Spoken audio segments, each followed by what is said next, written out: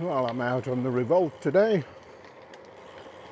and after all the rain we've had, it's lovely to see some sunshine. It's very humid today. You need to be careful of dehydration, because in humid weather, sometimes you don't realise just how much liquid you're losing in sweat. What I wanted to talk about today was my wife. The person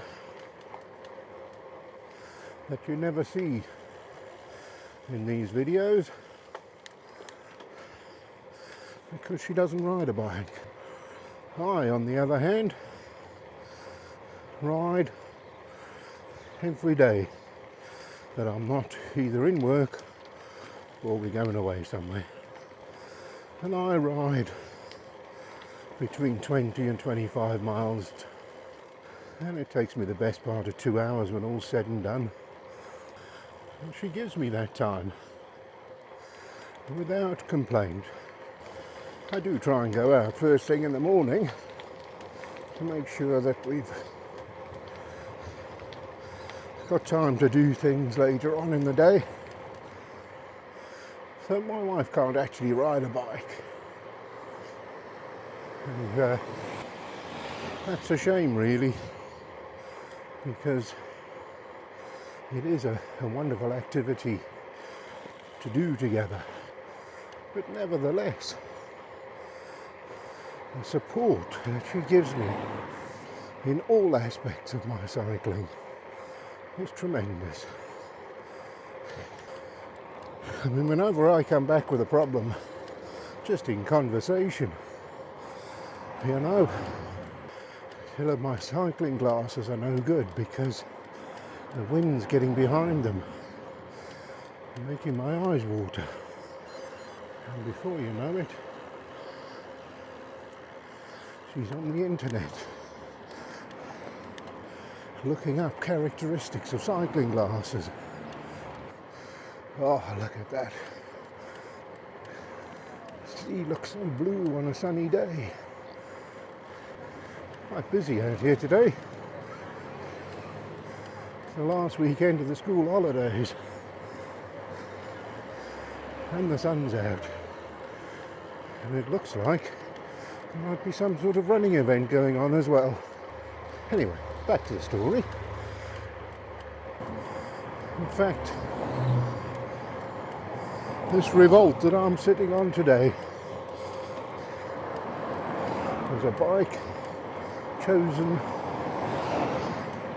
by my wife.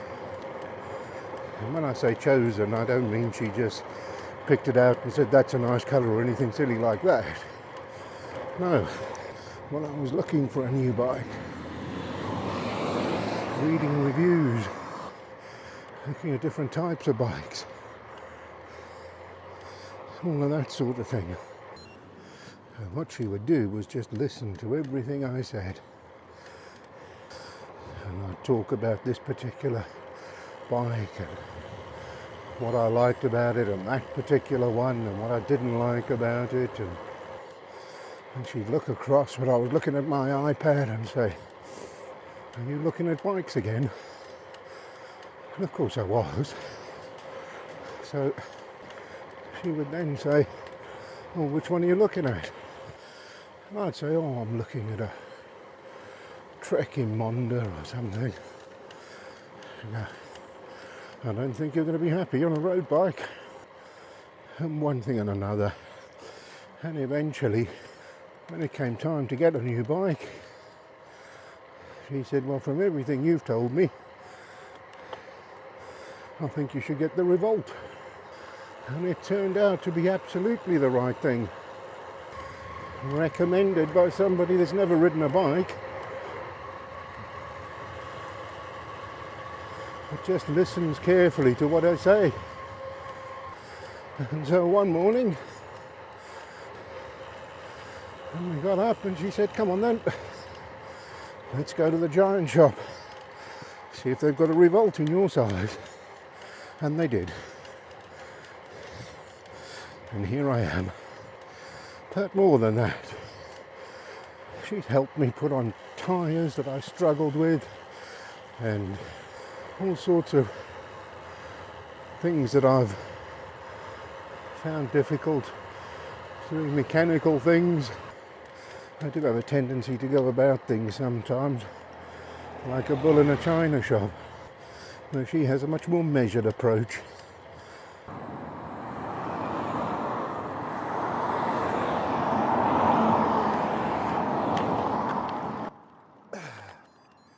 Traffic in Britain now is quite literally non-stop.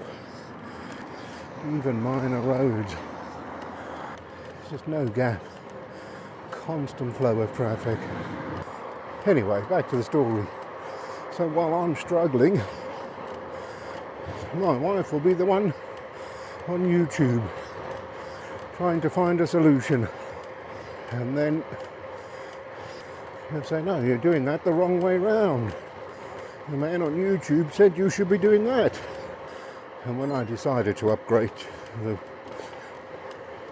the fast road, I didn't want to rush it. I thought it was going to take a couple of days.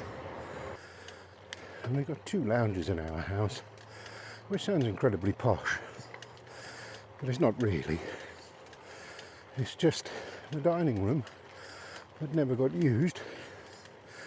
We turned into a snug.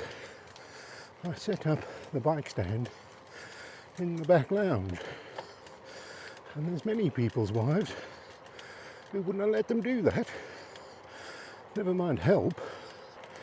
Anyway, we set it all up, and I don't know, told the story before, and everybody I spoke to said it was a one-piece outer cable that ran through the frame, and it didn't. So as I pulled the shifter cable out, the 2 bits of outer cable on either side of the frame fell out, and I realised I was in big trouble. And my heart sank. And I am prone to bursts of outrage and frustration, but in this instance, I just sat back and said, well, that's it. I've ruined my bike. But my wife said, no, there must be a way of doing it. You can't have a bike that's ruined because of a cable. And she was on the YouTube, and she said to me, go down to Halfords and see if they've got a cable routing kit, because she'd seen that on the internet. She'd been sitting there all the time I was deflated, looking at YouTube videos on how to recover from a stupid mistake, like pulling your cable out. And I went down to Halfords. They didn't have one. And she said, I've been on the YouTube while you're out, and some bloke said he's done this with a piece of string and a vacuum cleaner. And I didn't laugh. I just went, you know what, I'll try anything now. So we got a piece of string and we messed about, and the string was a bit too thin and it wouldn't come through when it was folding up, and one thing and another, and I don't know. So we had a rethink. In the meantime, my wife had sussed out what we needed was this thin bit of tubing that you're supposed to feed through with the old cable before you pull it out, and then that'll route the new cable. So she went ahead and ordered one of those on Amazon. And we still couldn't get this cable through, or the string through. And then we realised that it was because I was pushing the string in and it wasn't strong enough. It was sort of doubling over on itself. So we needed some heavier string. And we found some. The sort you used to tie parcels up with in the old days. Anyway,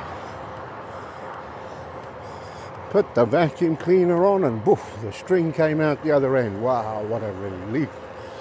So we tied the string around the handlebars on one end, and the pedals on the other end,